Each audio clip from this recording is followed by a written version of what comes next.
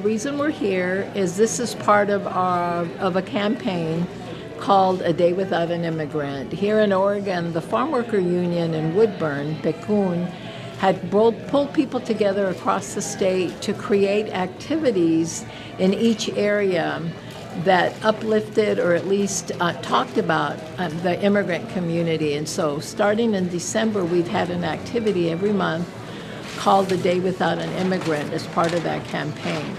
And today, this is what this one is. This is our April one. And there's been some in Eugene, some here. And part of that is it's been a combination of what I call teach-ins, of bringing people together. Like even here, we're going to be hearing about the struggle of farm workers.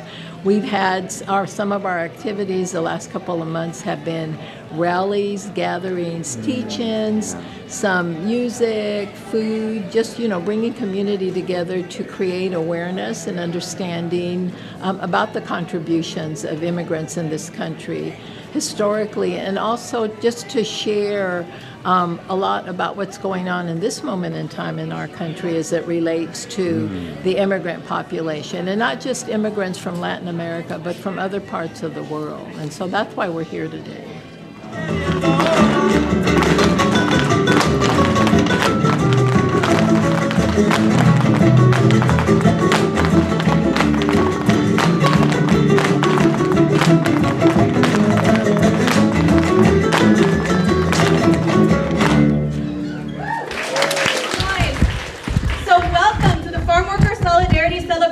My name is Mindy Linder, and I am with the Springfield Public Library and History Museum. I have the honor and awesome job of doing community engagement and helping to organize programs such as this. This event is co-presented and organized by our amazing community partners, without whom we would not all be here today, from across the region, who joined with the Public Library and Museum of Springfield to bring us together in community today. So I'm going to list them out, and I want you to give them some love. So first of all, give a shout out to Springfield Alliance for Equity and Respect, SAFER. Special shout out to Johannes with SAFER, little love. Also, Eugene Friends of the Farm Workers. And that's a special shout out to Nancy Bray. Also, Eugene Arte Latino and Jessica, who's in this room. Comunidad y Gerencia Cultural and Antonio Puerta. Willamette Farm and Food Coalition. Plaza de Nuestra Comunidad, Tim and the whole team. Community Alliance of Lane County and Marico. And then Shayna Latife and the whole team at Lane County Government.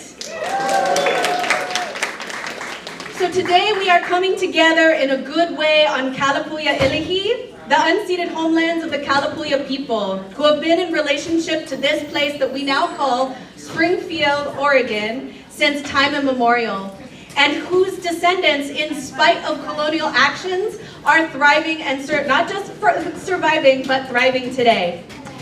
So we are coming together in a good way in community to honor and celebrate the brave and important history of the farm workers movement and the legacy of thousands of farm workers and individuals who continue to advocate for the opportunity to live and work with dignity, safety, and respect in the United States of America. Today is an important opportunity for us to be in community and to listen and to learn, to love, and to heal together, to support and embrace the beautiful humans from across many cultures, languages, histories, who have all been part of this movement, and their tremendous impacts and their ongoing contributions to our community, our region, and our nation. And with that, I would like to introduce my beautiful friend and colleague, Mariko Plesha, Director of Community Alliance of Lane County, who will share a few words and offer some highlights of what other offerings we have in store for you this evening. Mariko. Thanks, Mindy. Good afternoon, everyone. Buenas tardes con todos. Qué lindo estar aquí con todos ustedes para honrar un movimiento tan clave como el movimiento de los farm workers. I'm so happy to be here with all of you. Estoy muy agradecida de ser parte de esta comunidad. After World War II, the struggle among African Americans to end segregation heralded the civil rights movement. Among Filipinos and Latinos, a similar struggle against racism and injustice gained momentum, el movimiento. Filipino farm workers, led by Larry Young, who migrated to the U.S. from the Philippines and worked as a migrant farm worker up and down the West Coast, organized farm workers in California's Salinas Valley. These workers started the 1965 Delano Grape Strike, which later led to the founding of the United Farm Workers Labor Union. United Farm Workers Labor Union helped transform conditions for farm workers, including higher pay, work breaks, and essentials like bathrooms. Students, domestic workers, and all the folks who participated in the boycott of grapes grown on unjust farms fought so that today we could have better protections as workers and consumers. This is all to say that the movement is not about one person or one group or one place. To make change, we need each other.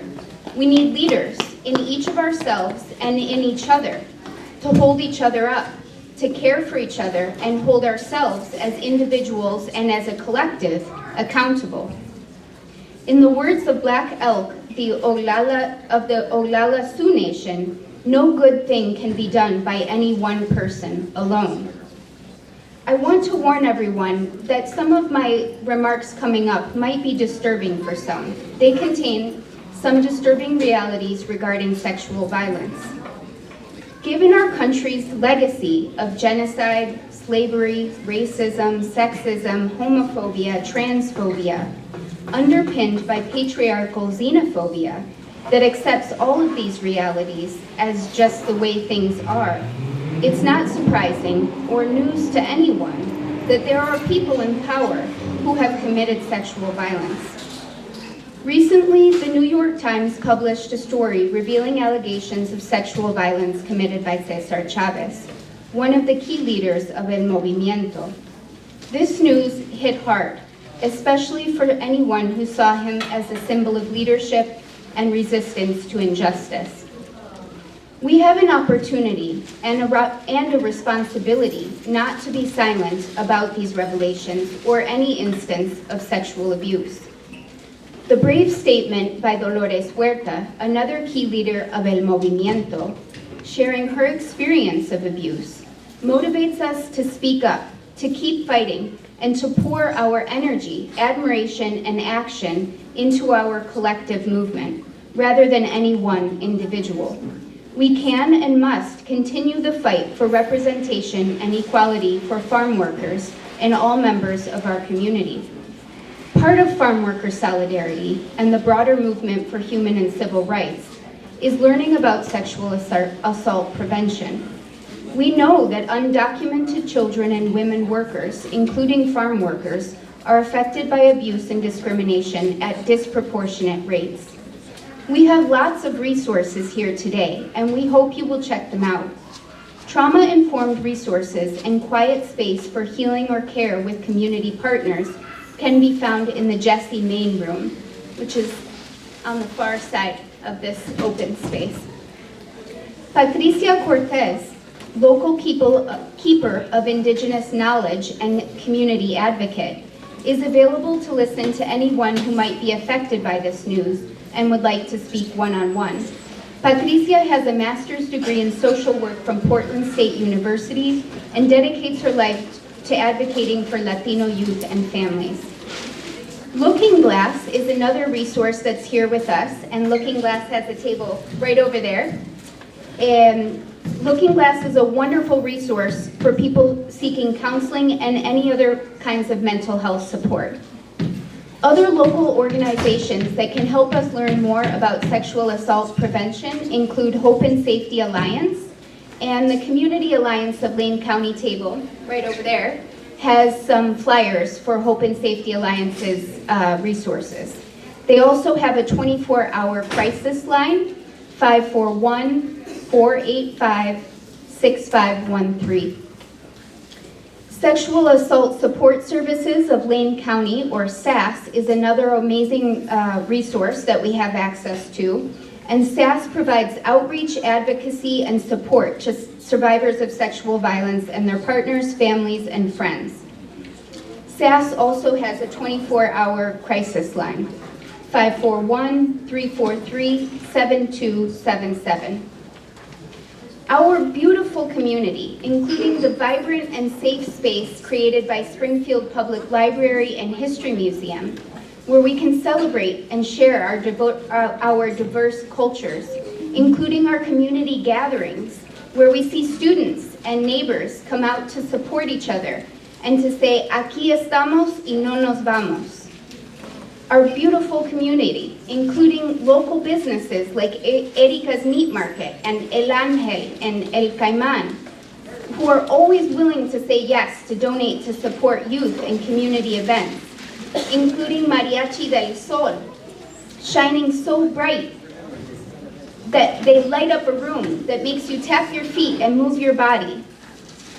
These are the reasons we're here today, to celebrate dignity, solidarity, and our strength as a community. Thank you to the farm worker movement for leading the way in standing up for each other and fighting for equality and representation. Please visit each of the tables. We've got so many wonderful resources and communities here. Hi, I'm Nancy. I'm with the ARC Lane County, and we're here at the Immigration Farmers Solidarity Market Resource Fair today with a lot of other people. We're here because we represent the IDD community, Intellectual Developmental Disability community. We have a lot of stuff going on. We have our fun events. We have, and the thing about it is because it is a Spanish-speaking community and we want to honor that, we have all of our information is in English and then in Spanish. So we have a lot of things that are available, like we have fun events, we have trainings that are also in Spanish language, which is really nice. We have once a month a Spanish-speaking meeting. We also have charlas, which are Spanish-speaking, specific to Spanish parents for the IDD community to get together statewide and have a great time speaking about important issues in their community, So we just bring a lot of stuff to the IDD community from infancy through adulthood, and we're here to serve both the English and the Spanish community. Hi, my name is Julia and I'm with WorkSource Oregon. We have an office located in Eugene, and we are part of the Migrant Seasonal Farm Worker Program, and we're here today to celebrate farm workers at this farm worker celebration. So our services, we have many services in office, and we encourage farm workers to visit their closest office to get all these services that we provide, such as job hunting, resume working, interviews. We also have a complaint system that if a farm worker has a work-related complaint, they can come to us and we can file the complaint, and we can connect them with MOLI or OSHA also. And we have community resources if they're in need of those. So we are here to help farm workers, and I'm proud to be part of this event today. Hi, I'm Tyler Carlton. I'm a family coach with the Springfield, Oregon Department of Human Services. We are tabling at the event today. I'm just trying to get the word out about the services that we offer, trying to help anybody where they're at with what they got going on. Sometimes it's services that we have to offer, sometimes it's connecting them with community resources that we know about. And sometimes we might not be able to help, but just be there to be an ear and kind of get them directed in the right direction. My name is Jessica Villeda. I'm a bilingual mental health specialist. I'm here representing Lake County, and I'm here at the Farm Workers Solidarity event. And we have an information table about the services that Lake County provides. Family checkup service is the service that I provide, my favorite. And then we just have a bunch of information for the public. So. Hello, I'm Tucker and I'm here with PSL. We're at Springfield Library and we're doing a thing with a Day Without an Immigrant campaign, which is a farm worker solidarity campaign run by Paccoon. We're out here tabling today about a lot of different things, but primarily we have a lot of stuff about May Day and the International Workers' Day celebration that's coming up. and about the general strike that's coming up on May 1st. And we're also doing a lot about Iran, but I feel like the May Day celebration is also part of A Day Without an Immigrant campaign, and I think it's really important to kind of project that as far as we can. También tenemos materiales que son trasladados al español, si hablas español, or if you just want to share with friends who speak Spanish as well. Hi, my name is Marcia. I am from Lane Community College, Career Pathways Department. We serve individuals who are seeking to skill up or gain skills, and one of the populations that we focus on are immigrants and refugees, valuing their prior international experience from their country, whether it's work or education, and how to integrate that into the United States. We provide language support, language skill classes, free computer classes, GED, wherever they're at to get started. Hola everyone, mi nombre es Mayra. I'm here at the not the Eugene Public Library, at the Springfield Public Library at the FarmWorkers Solidarity event. I'm here with Looking Glass Counseling, specifically promoting our mental health services, specifically promoting our services en español, Juntos Podemos program. We have services for everyone in our community, for any mental health need that you may have, for yourself, for your children, for your family. We would love to see you. Hi, I'm Mindy Linder. I'm the Community Engagement Specialist for the Springfield Public Library and History Museum. And that work involves centering, developing relationships and trust throughout the community, and centering listening and learning to communities about what it means to have a sense of welcome and belonging in our spaces and in our community. And so I have the honor and pleasure of working with amazing community organizations and community leaders from across a variety of backgrounds and intersectional identities to reach those constituents and those people across all of Springfield.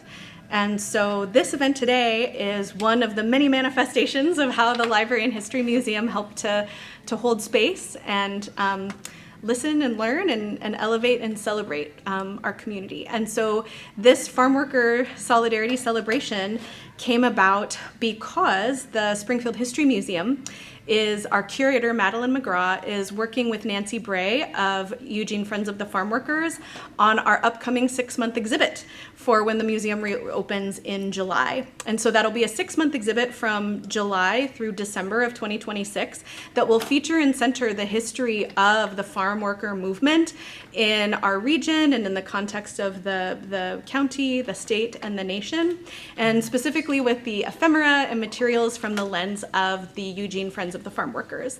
So seeing as how that is an exhibit that's coming up for the History Museum, coming up in July, we had been talking with Nancy and other community organizers throughout Lane County about being able to respond to the moment and to listen to the community of the needs to come together, to heal, to celebrate, and to elevate voices and experiences, cultures, language, history, and voice, and this is one way we're able to do that. And so we came together with Johannes Tadeo of SAFER, Springfield Alliance for Equity and Respect, and Nancy Bray of Eugene Friends of the Farm Workers, as well as a myriad of other community groups who came together to help co-plan and organize the manifestation of this beautiful event to occupy City Hall in the heart of our community of Springfield, in the land we now call Springfield, Oregon,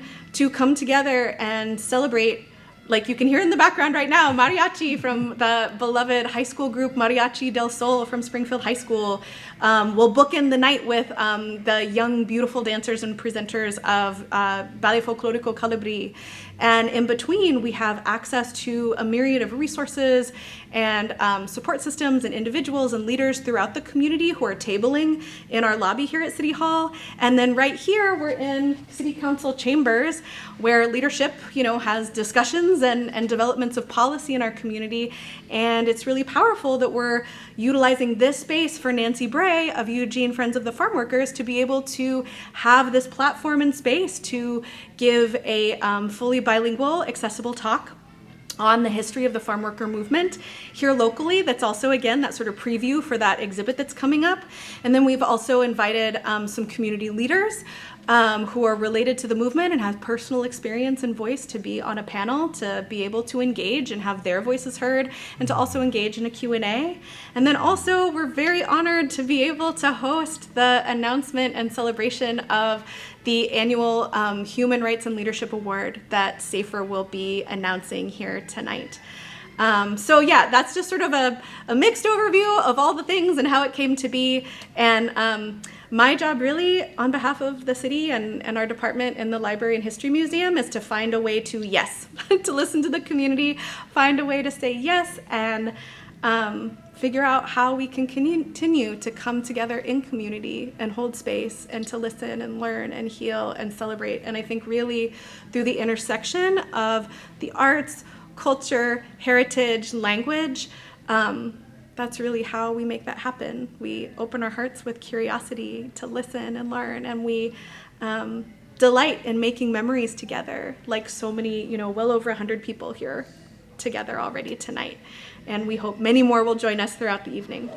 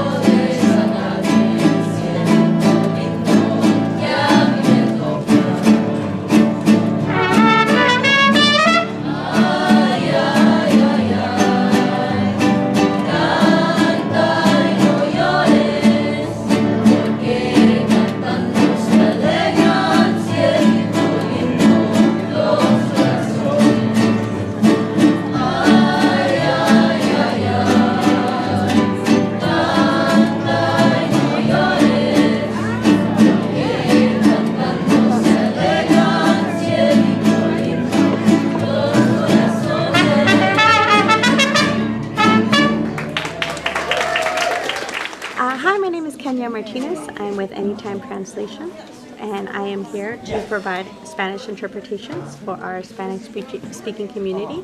And it's a fantastic service so that our community is well aware of what's going on. They feel comfortable speaking, feel comfortable expressing themselves. They can get the importance of the message that is being delivered, and they can do it in a language that they understand fully. So I'm here providing simultaneous interpretation via headset, and it would be wonderful if this service was available in other spaces. It is available at the Springfield School Board meetings, and it would be really great if we could just continue to make the service available. So this is a bilingual talk, and my Spanish is not fluent, so we have an interpreter. Buenas tardes, vamos a tener interpretación disponible. Usted puede escuchar el mensaje en español mediante audífonos. Si desea hacerlo, puede verme aquí en la mesa y yo le voy a dar el aparato. Gracias. So thank you all for being here today for our Farm Workers Solidarity Celebration. I'm Nancy Bray. I'm from Eugene, Friends of the Farm Workers. And I always start by saying I am not an academic expert, so don't think that I am. My talk is based on my personal experiences with farm work and the farm worker rights movement, what I've learned through the years, and issues facing farm workers today. Following my talk, you will hear from two panelists, and one of them is already here, Giovanni Bazan Espahin, and Johannes Tadeo will be showing up. So please save your questions until the end of the talk. Have any of you ever done farm work for pay? Okay.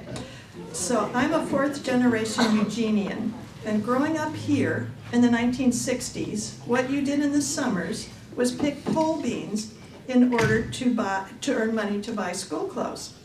The farmers had old school buses, and kids would get on the bean bus at 7 in the morning and pick beans all day for 2 3/4 cents a pound. What I noticed was that there weren't just kids out there picking beans to buy school clothes, but there were families who were doing this work to pay for rent, their food, etc. And this is how I first became aware of migrant farm workers, and this had a big impact on what I've done in my life. In the summers of my high school years, I visited migrant camps weekly with the migrant ministry, where we brought clothes and books, and I tutored kids in reading and organized games. During my first year at the U of O, I participated in the Migrant Labor Project. The program sponsored a series of classes, seminars in migrant labor. We looked at conditions in migrant camps, regulations and inspections, visited a migrant camp, and went to a Farm Bureau meeting, which wasn't a public meeting. Participating in this program led me to live in one of the migrant camps outside Eugene that summer. I hoed, picked beans, and cut onions for seed. It was a long summer, but I sure learned a lot. I wanted to find out how unionization was making a difference in farm workers' lives. So in the summer of 1971, I volunteered with United Farm Workers, and I was placed in the membership office at the Delano Field Office called 40 Acres. This was the summer that the UFW headquarters moved to the old TB hospital east of Bakersfield called La Paz. UFW Vice President Larry Itleong was the director of the Delano Field Office, and UFW Vice President Julio Hernandez was director of the membership office. Everyone who worked for the UFW was paid room and board and $5 a week, and we worked 6 days a week. I met many of the UFW officers, including Larry Itleong, Julio Hernandez, Pete Velasco, Gilbert Padilla, Eliseo Medina, and Philip Vera Cruz, who became a good friend. I also got to know the Manong, also called the Filipino Brothers, who were the original grape strikers in 1965 because I ate all my meals in Filipino Hall. That fall, when the project I was working on ended, I picked grapes on a UFW ranch in Delano. I was the only gringo working there, and it was the hardest physical work I've ever done. When I returned to Eugene in 1972, I joined Eugene Friends of the Farmworkers, and I became very active in the boycott. I was working as a teaching assistant at an elementary school.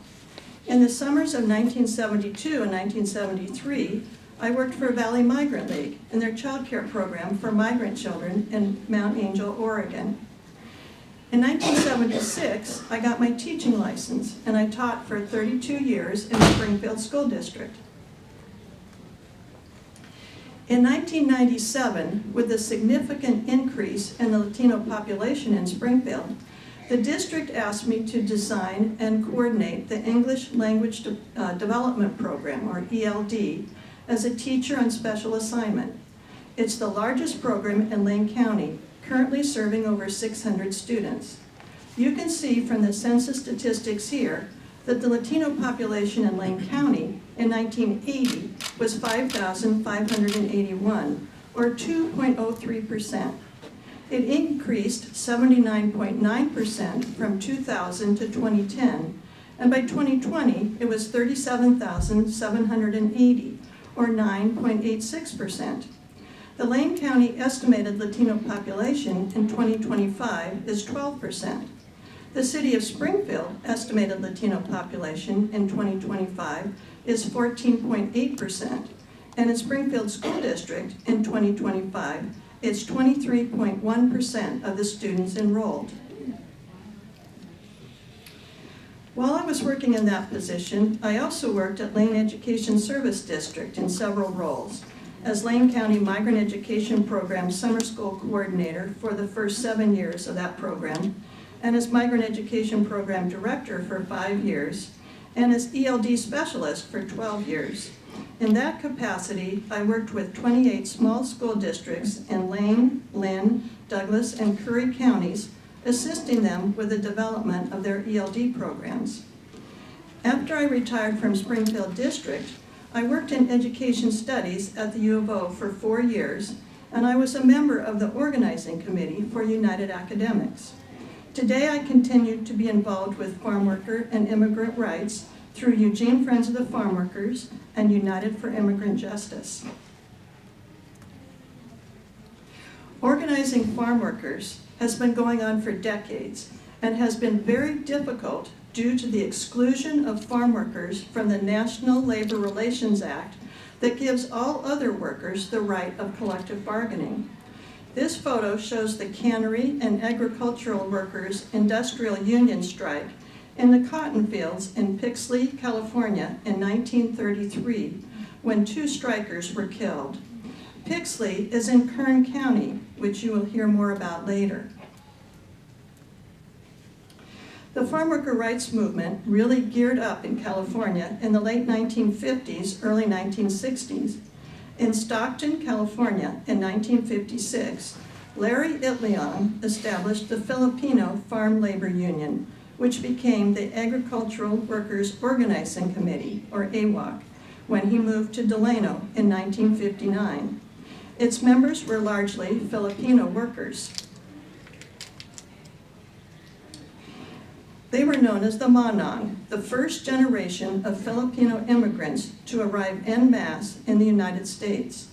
Many of them did seasonal farm work. Their first strike in the grape vineyards was on May 3, 1965 in Coachella Valley, California. Because most of the Manong were over 50 years old and did not have families of their own due to anti-miscegenation laws that prohibited them from marrying, they were willing to risk what little they had to fight for higher wages. Their strike succeeded in giving them a 40-cent per hour raise. In 1962, Dolores Huerta, Cesar Chavez, Gilbert Padilla, Julio Hernandez, and others founded the National Farmworkers Association, or NFWA, based in Delano, California. They spent 3 years going door to door and speaking at house meetings to get farm workers involved. NFWA members were mainly Chicano Latino. By 1965, NFWA had about 1,200 members. When the AWOC farm workers followed the grape picking season north from Coachella to Delano In the fall of 1965, they were told by the growers that they would be paid $1.20 per hour, which was below the minimum wage. They demanded a raise in their hourly wages to $1.40 per hour. When the growers refused, on September 7th, over 800 AWOC members met at Filipino Hall and voted to walk off their jobs at 10 grape vineyards. On September 8th, Larry at Leon and AWOC asked NFWA to join the strike. On September 16th, the NFWA members voted overwhelmingly to join forces with AWOC and support their cause. By September 20th, several thousand workers had left the fields at more than 30 farms, chanting, "Huelga, strike." El Teatro Campesino, a Latino farmworker theatrical company directed by Luis Valdez, was founded on the picket lines and used satire, humor, and improvisation to perform skits at rallies and union halls.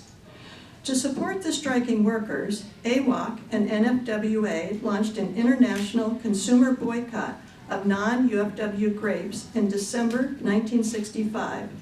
Cities across the U.S. formed boycott committees, including in Eugene, Salem, and Portland.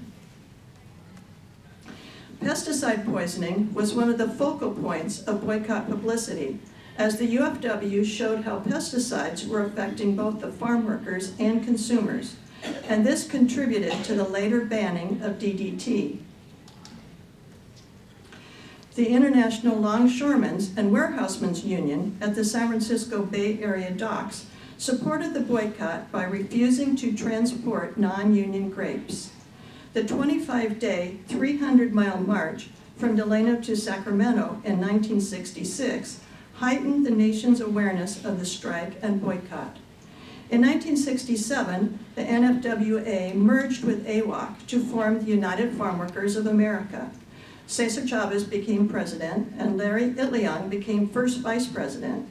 Other vice presidents included Dolores Huerta and Philip Vera Cruz. The strikes and boycott lasted 5 years and cost the grape growers millions of dollars, but finally led to contracts with the major grape growers in 1970. The strikes and boycott were so successful that by the mid-1970s, 85% of California's grapes were picked by workers covered by UFW contracts. The contracts improved workers' wages and working conditions and provided better protections against pesticides. In 1970, the UFW initiated a campaign to increase pay and benefits for workers harvesting iceberg head lettuce in California and Arizona.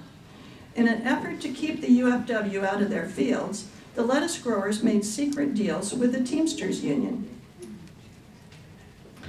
In August, more than 7,000 lettuce workers in Salinas responded by launching the largest farm worker walkout in U.S. history. The UFW organized a national boycott of iceberg head lettuce and set up offices in 64 cities across North America. Community activists in smaller cities organized support organizations. Eugene Friends of the Farmworkers was founded in May 1972, so Eugene Springfield-based advocates could support the farm worker rights movement. Our organization included churches, labor unions, local officials, and community organizations working together to bring attention to UFW organizing and boycott efforts.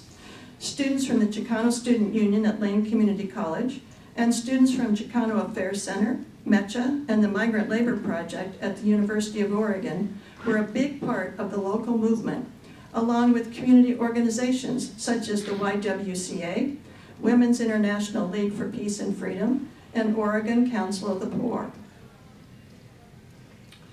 We had an early victory in 1972 when Lane Community College Chicano Student Union's boycott of the cafeteria led to LCC administration's agreement to sell only UFW lettuce. We began pressuring the U of O administration to do the same. In the community, we gathered pledge cards from supporters and endorsements of the boycott from local unions and organizations. We talked to store managers, asking them to sell only UFW lettuce, and leafleted at stores that refused. In 1973, the UFW announced a secondary boycott of Safeway, one of the largest sellers of non-UFW lettuce. A secondary boycott is when you boycott a business that is selling the product you are boycotting. This isn't legal under the National Labor Relations Act, but because farm workers are excluded, the UFW could use this tactic. The UFW also reinstated the grape boycott when California growers refused to renew contracts they had signed in 1970. Many of the grape growers signed contracts with the Teamsters Union instead. These contracts were signed without the approval of the workers. One of the growers who signed with the Teamsters was Modesto-based Gallo Winery, the nation's largest vintner and one of the first to have signed with the UFW. The UFW responded by launching a boycott of Gallo wines. With UFW picketers in the grape vineyards urging strikebreakers to join them, the Teamsters brought in guards or thugs to protect the strikebreakers, but they were unable to break the strike. Then the Kern County Sheriff, remember Kern County, brought in their police force to arrest UFW picketers who were protesting nonviolently. UFW striker Naji Daifala, who was Muslim, was killed by a Kern County Sheriff's Department deputy, and UFW striker Juan de la Cruz was shot by a strikebreaker. 7,000 mourners marched with Naji Daifala's casket to his funeral at 40 Acres. The violence against the picketers made national and international headlines. With the announcement of the Safeway boycott, Eugene Friends of the Farmworkers set up informational picket lines 2 days a week at 6 Safeway stores in Eugene, Springfield, with leaflets, signs, and human billboards, and sent reports to the UFW on the number of customers who were turned away. We organized large solidarity picket lines with the goal of getting a lot of supporters there. In 1974, the UFW ended the Safeway boycott. Eugene Friends of the Farmworkers continued its lettuce, grape, and Gallo wine boycott efforts by picketing grocery stores and the local Gallo distributor. When LCC administration reneged on its agreement to sell only UFW lettuce and grapes in its cafeteria, the Chicano Student Union gathered petition signatures and persuaded the LCC board to endorse the boycott. To increase pressure on the U of O administration, Eugene Friends of the Farmworkers with student and community organizations formed the UFW Solidarity Committee. This group gathered 3,000 signatures on a petition to ban the sale of non-UFW lettuce and grapes in the EMU cafeteria. It also sponsored a referendum during student government elections in May, where 71% of those voting supported the ban. When UO President Robert Clark rejected the petition and referendum vote, MECHA called for a boycott of EMU's food services and began selling sandwiches, fruit, sweets, and coffee on the EMU terrace. The UFW Solidarity Committee, Eugene Friends of the Farmworkers, and other organizations joined in and operated this boycott restaurant 5 days a week for over a year.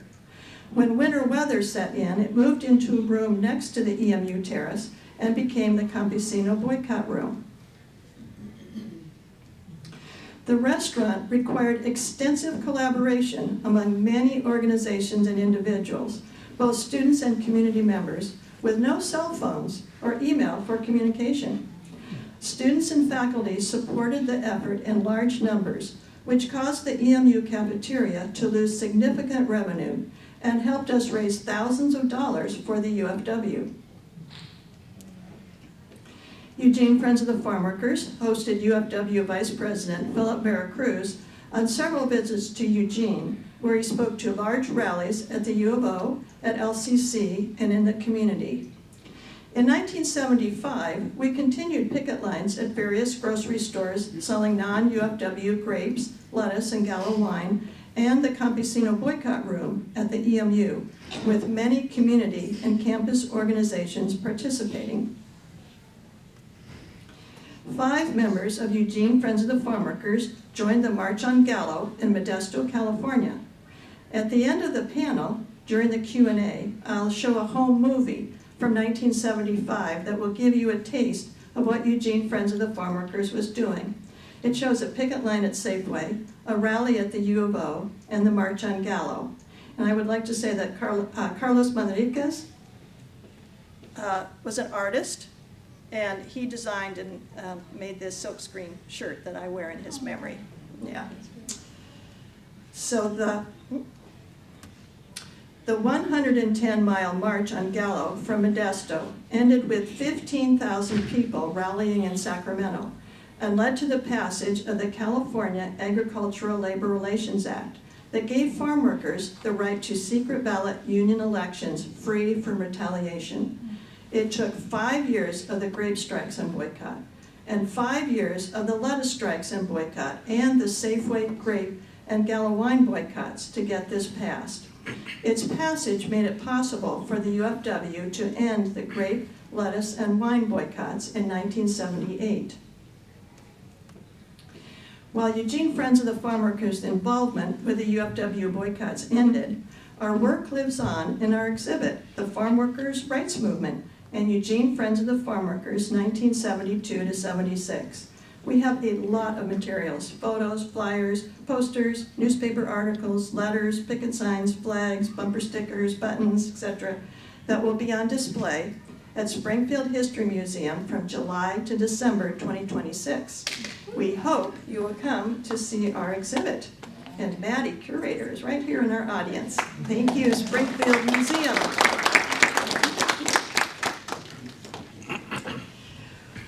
Farm labor organizing in California had a big impact in Oregon. Valley Migrant League, a coalition of clergy, legislators, farm labor employers, and Latino residents, was formed in 1964.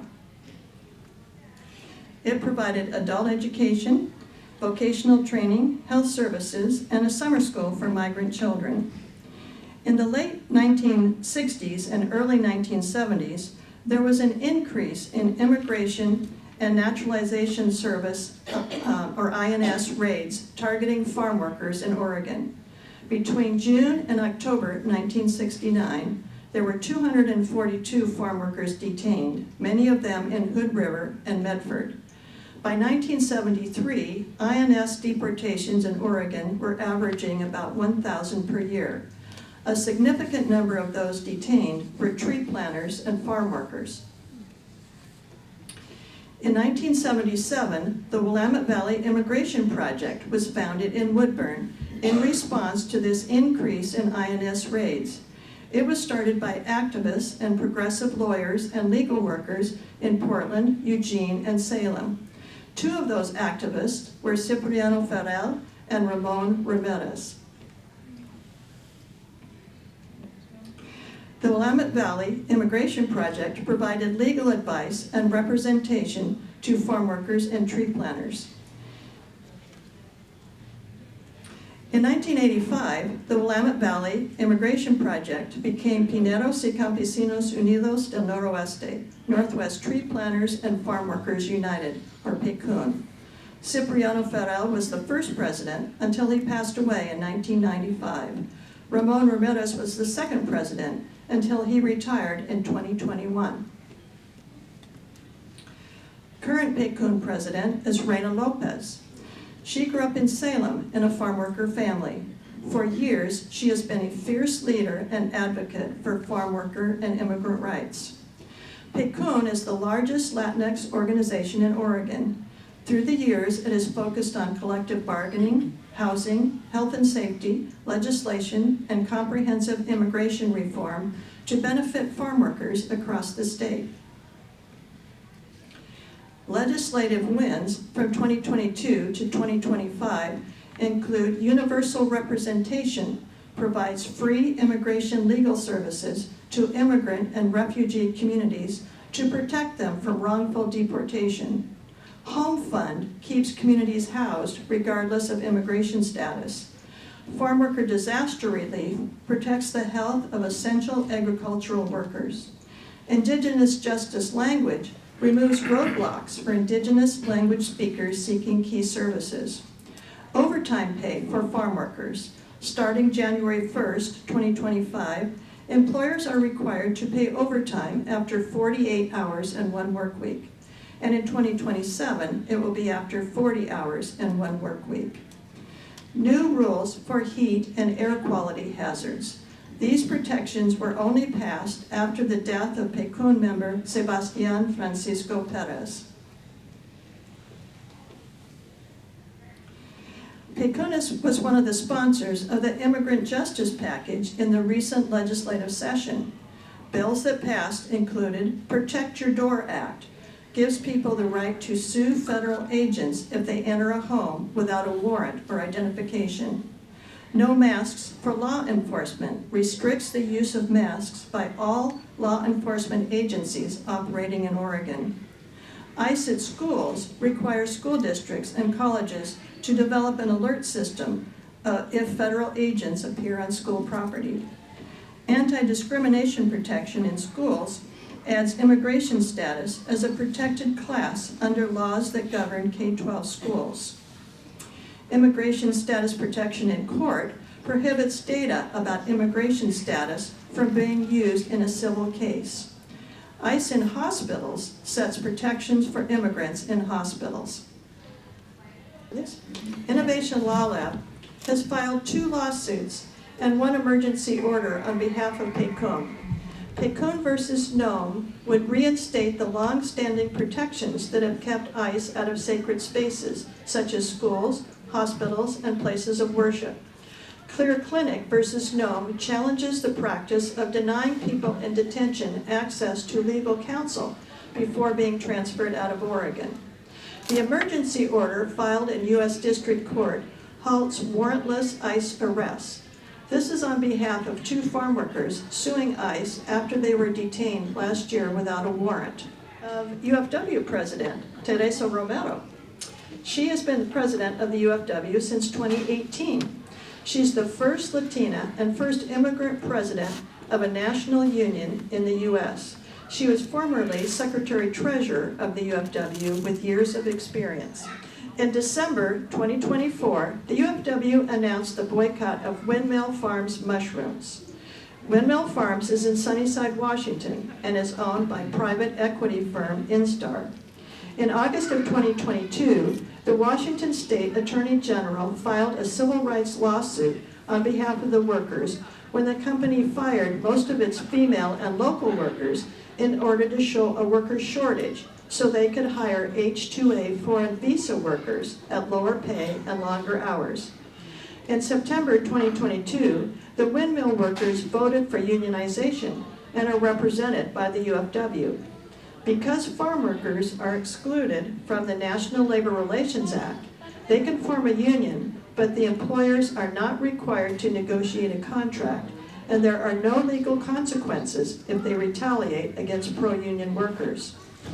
Even though the workers won the civil rights lawsuit that forced the company to pay a $3.4 million settlement, as well as $74,000 in penalties for failing to pay its workers the required wage rate and for not providing adequate housing, the company refuses to this day to negotiate a contract with the workers, and it retaliates against them if they are pro-union. In August 2025, we're right there, that's it. Thank you. Of course. In August 2025, the UFW and PECUN joined forces to expand the boycott to Oregon. There's some windmill, some of the windmill workers. And you can help the windmill workers by not buying this brand of mushrooms, which are sold in Safeway, Albertsons, Winco, Fred Meyer, and Market of Choice. The mushrooms are sold packaged and in bulk and include organic varieties. If the box isn't labeled, please ask the produce manager what brand before buying. The boycott will continue until Windmill Farms, Instar, signs a union contract with the workers. Eugene Friends of the Farmworkers is supporting the boycott. We have a sign-up list right here if you would like to help. On November 21st, 2025, the UFW sued the Trump administration and Department of Labor to reverse cuts to the adverse effect wage rate, which sets the wage rate paid to H-2A foreign visa workers. The new rule cuts the wages paid to these workers by a third, to as low as $13 to $15 per hour, below the minimum wage. And these workers will now also have to pay for their housing. The cut will make it financially beneficial for growers to hire more foreign workers.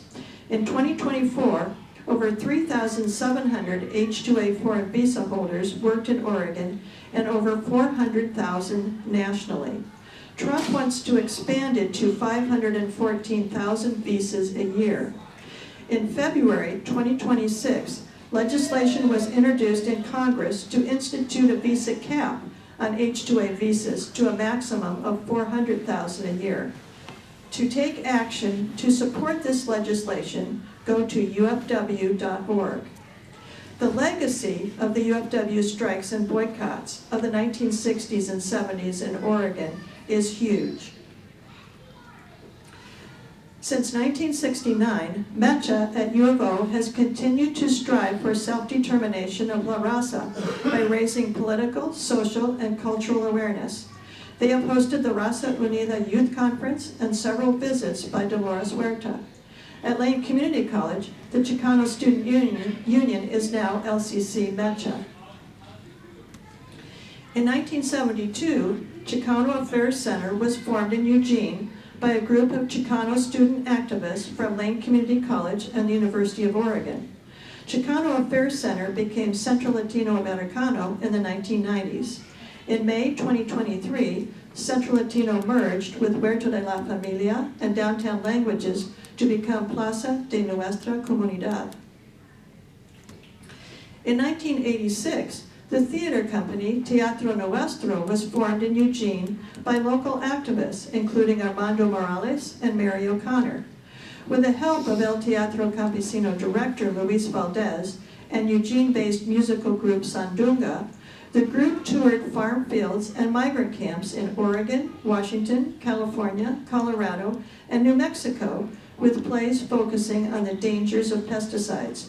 The plays were performed with humor and satire, and for many farm workers, it was their first time seeing live theater. Since 1997, the Migrant Education Program at Lane ESD has continued to provide services to migrant families and a summer school for their children. So thank you for coming out today for FarmWorkers Solidarity Celebration, and it's also Day Without an Immigrant today.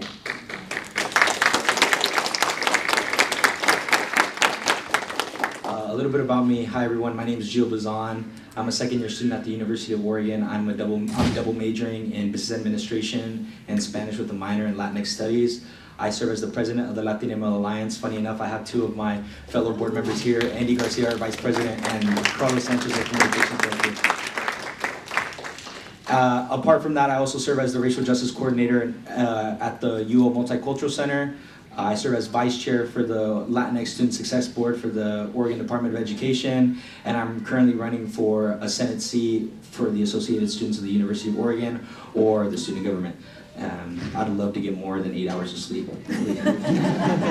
I wonder sometimes how I do it.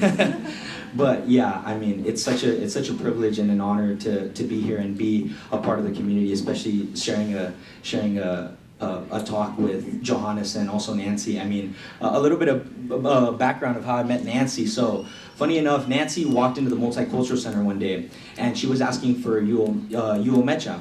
And UO Mecha has office hours posted, and she went and talked with the internal director, the president of Mecha, and they had a talk for roughly around 15 minutes, and then, well, the internal director of Mecha, Maria Gaspar, she ended up introducing me to Nancy. Well, Nancy's a big advocate. I mean, we've seen it firsthand, right, with the Eugene Friends of the Farmworkers, and she introduced me to Nancy because I grew up in farm work.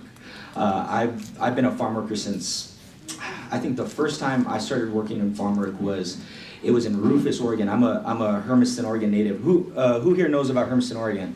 Raise your hands. Wow, I'll get them out. Okay, that's probably the most I've ever seen. Usually it's just one person, or is that in Oregon? But yeah, so Hermiston, Oregon native, and the first time I ever worked in farm work, I was around in 6th or 7th grade, and I was around 12 to 13 years old. And my dad took me one day with him. My dad works as an H2A specialist for a labor contracting company in Hermiston, Oregon. And he took me with him to Rufus and at a garlic farm. And I was working just one day, and I was there with the crew. The crew was made up of a plethora of people. I mean, you had, you know, a 20-year-old person, you had a father of 4, you had, I mean, it was a range of people. But what stood out to me was when I was working there, someone came up to me and they said, "Hey, Gio, what's up?" I was like, first of all, how do you know me? And I was like, how do you know my name? Well, I finally gotten the courage. I've given a lot of talks, and I finally gotten the courage to share this story because I think it's very important when it comes to tying it into education. And when I realized who it was, I mean, in farm work, especially, no matter at what hour you're working, I mean, we're up from 4 in the morning and we don't leave till probably 4 p.m. And again, those hours range, but the gentleman was wearing glasses, he was wearing a hat, and he was wearing a mask and with a bandana in his hat. And well, I didn't know who he was, and he ended up taking his classes, and he was someone in my 7th grade class, and he had not been there for 3 weeks, and I was wondering what, because he was one of my best friends at the time, and trying not to get emotional, but it was really hard for me, and you know, we ended up working on the same line together, and we were working, I'm not sure how you say it in English, but por contrato, so it's whatever you turned in, that's like, the faster you work, the more money you got. And so I helped him as much as I could. If you filled a bucket, I think it was around $3 to $4 for each bucket that you turned into a bin. And throughout our talk, he ended up leaving school to work to provide for his family as an undocumented student and as an undocumented person at 7th grade. I mean, he was 12, 13 years old. Haven't heard from him in a long time, but he still continues to do farm work. And yeah, apart from that, well, that's how I ended up meeting Nancy. I mean, we connected through farm work. We connected through her knowing where Hermiston is because, again, like I'm saying, not a lot of people know Eastern Oregon, especially that area. And being able to represent Eastern Oregon through the University of Oregon, through Oregon Department of Education, just in one of our last meetings, we ended up saying how we're going to have a town hall in Hermiston. I mean, that's phenomenal. Hermiston hasn't had one in so long. Our House Representative member goes, I wouldn't say very often, but I mean, we don't really have much representation from the federal government there. So being that we finally have something, I mean, it's phenomenal to see. But anyways, more with my meeting with Nancy. I mean, we connected so much. We were just talking and talking and talking and talking, and we ended up scheduling a meeting together because a role that I have as a racial justice coordinator is that I have to make an event at least once a term based in activism. I mean, when you hear the words racial justice, you think activism, you think advocacy. I think of my culture as an Mexican-American student. So, and what better than farm work? I mean, farm work, it doesn't just hit Mexican-American, Chicano, or Latin American countries. I mean, it hits all sorts of different countries. I have the pleasure of working with people from the Muslim Student Association, the South Asian Cultural Alliance, and I was having a talk with a gentleman where he said, my parents are from South India and they work in farm work. We had that talk at a Farm Worker Solidarity Summit that me and Nancy and the Multicultural Center put together. But we went building first as well. So the reason that we ended up doing a Farm Worker Solidarity Summit is because, I mean, I'm so excited to see this exhibit, first of all, Nancy. I mean, Eugene Friends of the Farm Worker has so many great things. I mean, we saw in the pictures all that they have, and seeing a lot of the things that they have, it never fails to give me chills. Really, that's my culture. That's where I come from. And well, during one of our talks, she pulled up a hand-drawn flyer, and it was Farm Worker Solidarity Days at the University of Oregon. Could you help me out on what year that was, Nancy? 1975. 1975. They hadn't done it since. And I said, why? That was my biggest thing. Well, first of all, I was trying to find a way to sneak the poster away from Nancy and put it up in my apartment. But, yeah, because it's just such a great flyer. And I thought, why don't we bring this back? We need this. We need to do this. And that term, I needed to have an event. So, and I wanted to introduce Nancy to the UO community. And so we ended up having a Farm Worker Rights history talk. It was in a small room. I think the capacity was around 30, 35 seats in that room in the student union over there at the UO. And we ended up filling that room. And it was such a great talk. She gave more of an extended talk than what she just gave today, and it was phenomenal. I mean, I got chills. I got teary-eyed seeing all that history because, I mean, I come from farm work, but I don't know all the history as well. But thanks to Nancy, I know now even more. And from there, we still kept in contact through No King's Day protests, through Day Without an Immigrant protest, through the windmill mushroom boycott. I really encourage you all to fill out that form because really, I mean, I was already supporting the boycott. I don't like mushrooms; they gross me out. So, but yes, I mean that's the way that we kept in contact. And then I thought, well, we need to scale this up more. If we filled a 30 to 35 person room past capacity, there's more people who need to know about this. And we made that event within, what would you say, Nancy, one to 2 weeks? Very short notice. We only had time for about one promotional video, but that one promotional video on the Multicultural Center's Instagram got over 13,000 views in just 1 week. So we saw a need. So the Multicultural Center with Eugene Friends of the Farm Workers, with a lot of other community members, made our first edition of the Farm Worker Solidarity Summit. And phenomenal. I mean, I can't thank Nancy enough for her giving me the privilege to share a stage with my idol, Reina Lopez. Reina Lopez gave a phenomenal keynote speech and supported the pledges for Day Without an Immigrant. And I mean, I still think about that day. I look back at the pictures every single day, and it's so great to see. Still haven't made a LinkedIn post, but coming in soon. But yeah, I mean, since meeting Nancy and then also getting introduced to my fellow panelist, Johannes, I mean, it's so great to see how involved and how open this community has been. I mean, I don't have a community like this in my own hometown of Hermiston, but I'm so proud to see how much we're changing. If you know anything about Hermiston, you know watermelons, you know farm work, but you also know the conservative and the rural values that we hold. But that's not all of us. I mean, I think I call myself an outlier when it comes to that sense. But also, I did take things from Hermiston as well. I mean, something that a lot of people don't know about me is that I was also a member of Future Farmers, formerly known as Future Farmers of America, or FFA. And it was an agriculture club. And I think it was the biggest club that Hermiston High School had to offer. And it was around 60 to 65 students. And one thing that I didn't notice, I mean, Hermiston has a very big Latino community, but when it came to FFA, I was one of 2 Mexican members there, but I participated in numerous events. I mean, for an award at graduation, you had to participate in at least one event if you wanted, they called it a program of study. If you wanted a stole for graduation, you had to participate in one FFA event. I participated in agriculture sales and talking with a lot of community members in the Eastern Oregon area. They saw how educated I was in farm work, how passionate I was about that. And it didn't just go beyond that. I ended up participating in agriculture sales, even competing at the state level at Oregon State, but still, go Ducks, you know. And then also participating in veterinary science, more and more of a technical event, and also extemporaneous speaking. I've never been big for writing down speeches. I feel like it limits me, but I like this type of vibe that we're giving off. It's more of a talk.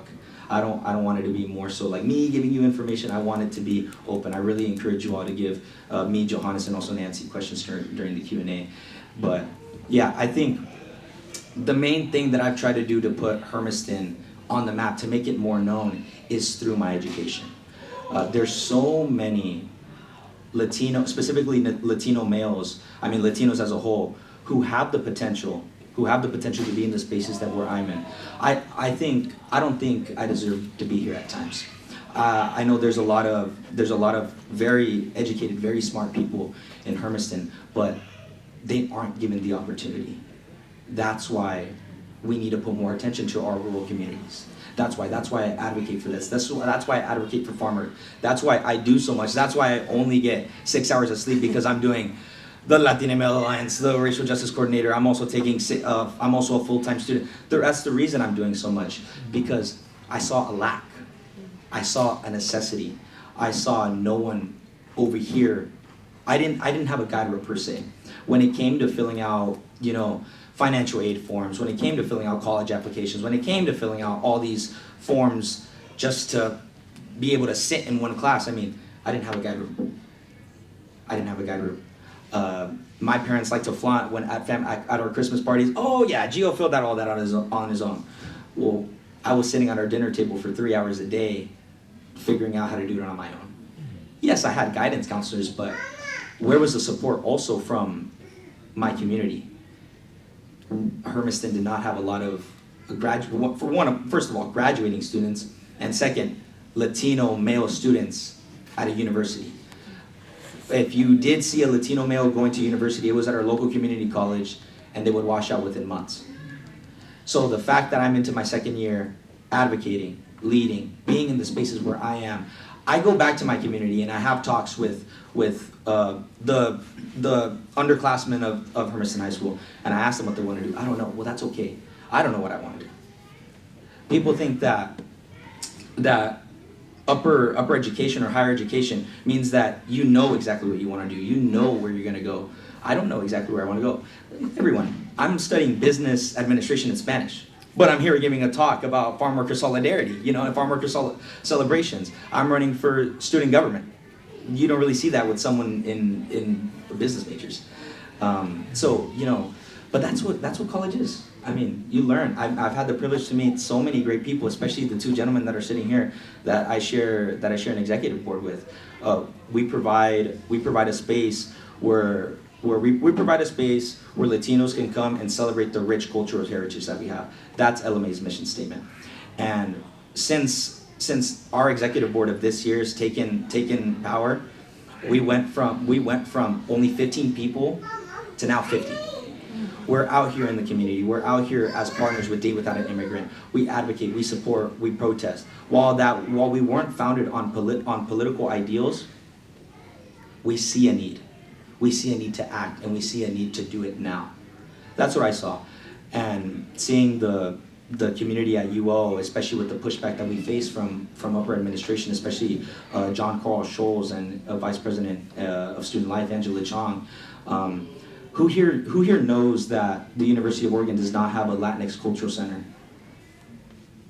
Not a lot of people, but Oregon State, our enemies just down the street, they have 7 cultural centers, 7, one of which is a Latinx cultural center, but the University of Oregon does not have one. You think that they would want to help us, but they don't. I appreciate how Nancy brought up the bills that Becun actively lobbies for. I actively lobbied for a bill as well with the student government at the UO, which is House Bill 4079, which was mandatory ICE notifications for K through 12 schools, public universities, and community colleges. Well, come to find out, I was talking to House Representative member Lisa Fraggle, and she was saying how the University of Oregon was actively counter-protesting. But since then, House bill has passed, and now mandatory ICE notifications will take place coming next year. That's the work that we're actively doing. And I'm so glad that I'm able to, thank you so much. Yeah, let's hear it. And I'm so glad that I'm able to be, and one thing that I hope you all take away is that there's no need to find a guide rope. There's no need to find that one person that you can follow. Be that guide rope, be that one person. And I'm so glad that I'm able to do that with my community in Hermiston, in rural Eastern Oregon, and hopefully in Oregon as a whole, as the vice chair for the Oregon Department of Education. So thank you all so much for hearing my talk. Can we give one more hand, another applause as well? We got 3 minutes real quick, so I just want to make sure, so I just want to introduce myself real quick. My name is Johannes Tadeo. I run a program called Springfield Alliance for Equity and Respect, and this is why it's important to be able to have more spaces like this. This is a beautiful, beautiful conversation where we're able to reflect on our history, because if we don't know what's happened in the past, we don't know what's going on right now to be able to create more change in the future. So thank you, Nancy. I think this is beautiful. Gio is an incredible person. I really can't wait to be able to hear the next talk that you're a part of. And remember this space, remember this conversation, because I feel like these conversations need to continue to happen. Yeah. And more of these conversations need to be able to happen with incredible folks I had the pleasure to be able to meet Nancy Bray when I was a kid. I was part of the first migrant ed program here in Springfield. I've gone to Guy Lee, Hamlin Middle School, Springfield High School, Lane Community College, U of O, now back in the community. My parents are migrant workers from Red Bluff, California, all the way up to the Tri-Cities area, Kennewick, Canal, Basco, Yakima. I watched my parents fall off as they're trying to pick trees for the first time and would get injured and would have to, because there was no daycare, they had to put us in these boxes, crates.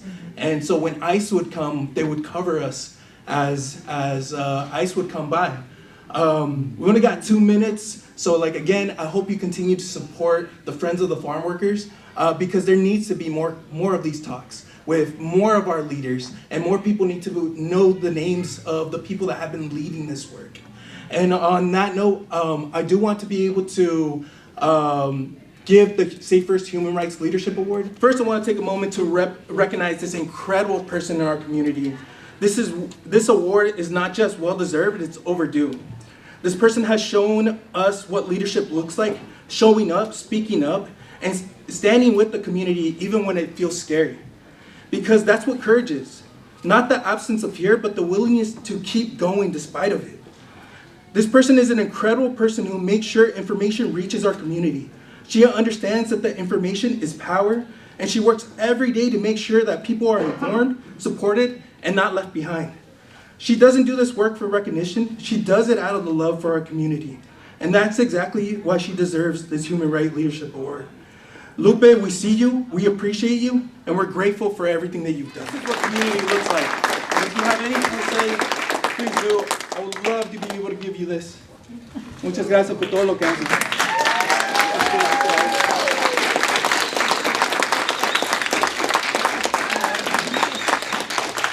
Oh my gosh, you guys got me so emotional. Thank you so much, Johannes, and thank you, Nancy.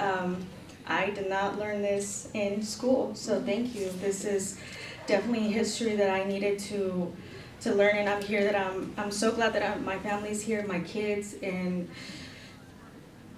I just want to say thank you. It is such a beautiful moment, and this is for my families that are, going through so much injustice, for all the people that feel unseen, unheard, and thank you, Johannes, for pushing me to get out there. And I immigrated here when I was 9 years old, and to be here, people like me don't make it to the radio station, to the Springfield City Hall.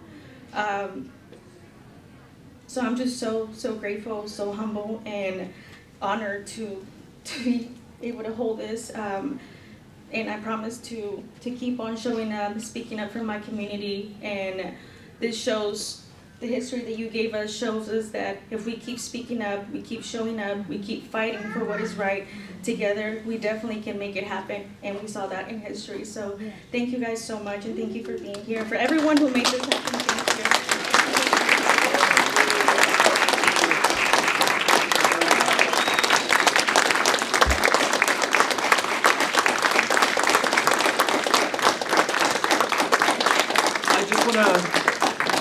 Remember these powerful moments, and I do want to be able to encourage folks to go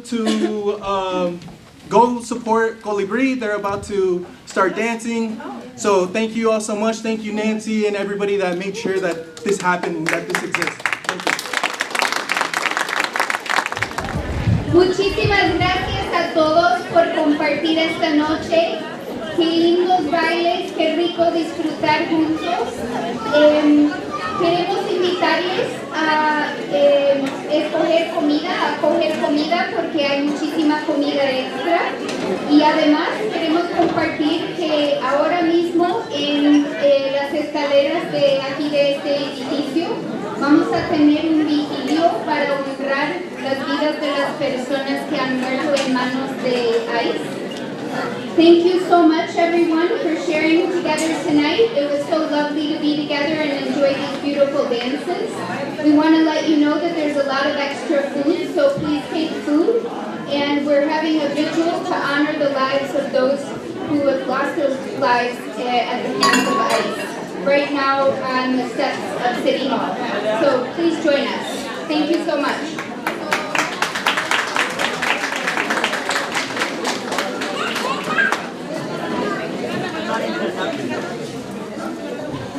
Counter-protesters were across the street here.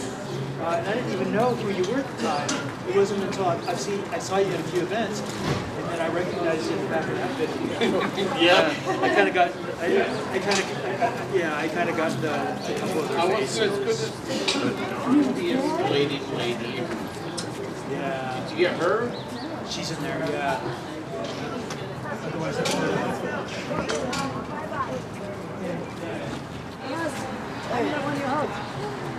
Nice to see you too. Pretty good. Thank you so much for coming and being part of the community. Yeah, I don't know if you want. Hi, Nan. How you doing? I just heard you. Oh.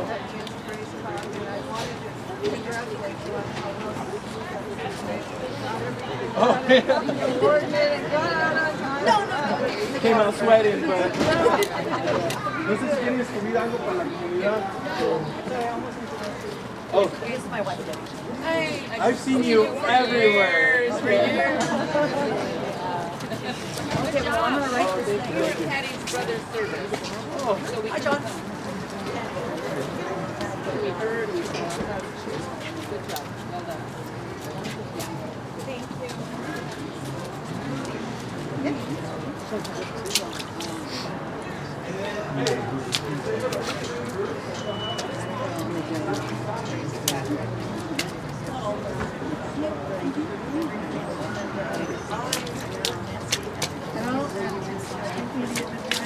Yeah, just because I'm a friend of Nancy Bray, who did the FarmWorkers union at the street. Oh, yeah. I'm a friend of FarmWorkers. Can I get Sure, yeah, she's done several. She'll do several. Better late than never.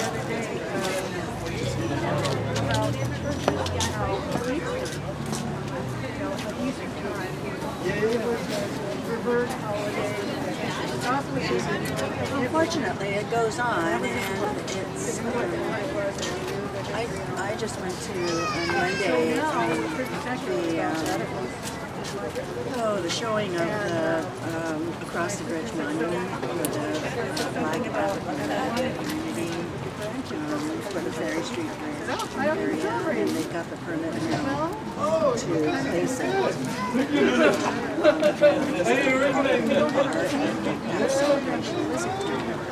Yeah, so they're going to start fabricating the monument. You're awesome.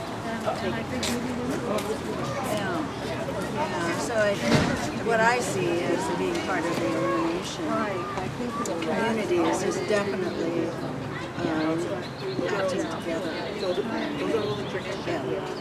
to make this. So yeah, whatever else is happening. Can you get your family involved So we want to make sure that we're and some of us, like Marianne, Malcolm, been at it for over 50 years now. It's the community.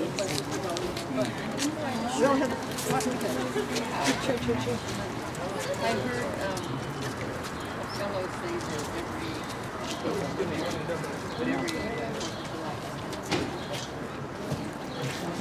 and I thought, well, that would be I mean, we were close to them, weren't we? I don't know. Do that. My kids do that. Yeah. Really celebrate.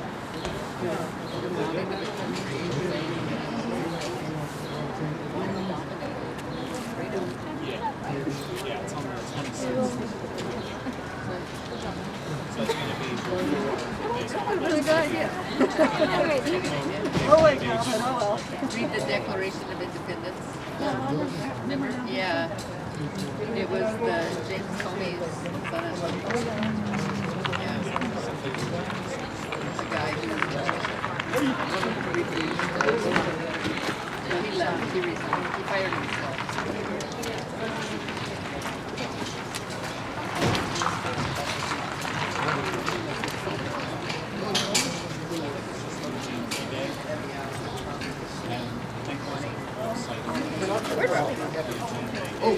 Oh no.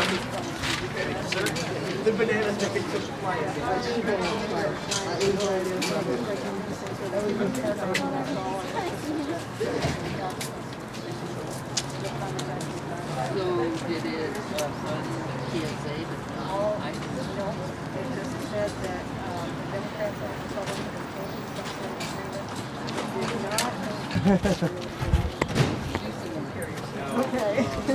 ¿Le entrego el pincel? ¿Mande? Muchas gracias.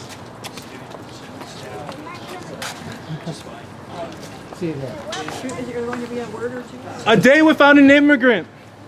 A day without an immigrant is not just a protest. It's a reminder. A reminder that this country runs on labor, the sacrifice, and the love of immigrants. From the fields to the kitchens to the care of our children and our elders. Our community shows up every single day. But today, we also pause to remember something deeper. Because some families, there has already been a day without an immigrant. A day when a loved one didn't come home. A day when a name became a memory. A day when silence replaced their voice. We gather here to honor those lives, the names we know and the names we don't. Because not every story is reported, not every loss is counted, not every family gets justice. But every life mattered. So today, we remember them. We honor them. We say their names and we hold space for the ones we may never know. We invite you to write a message, write a name, write love for the families grieving, for the lives taken, and for the community that continues to rise. Because even in loss, we are still here and we won't forget as a community. So thank you all so much, and thank you all for being able to create this beautiful, beautiful event today. Because honestly, I am proud to be able to be from Springfield. And I'm proud to be able to be Chicano, Latino, Mexicano in this community because of you all. So thank you so much. So if you haven't put anything up, I highly encourage you all to. Or if you have a second message, please do it. We hope to be able to host this at our house at La Casa de Unidad, and hopefully we'll be able to take it to different events as we go throughout the year. So thank you all so much. A day without an immigrant. Thank you.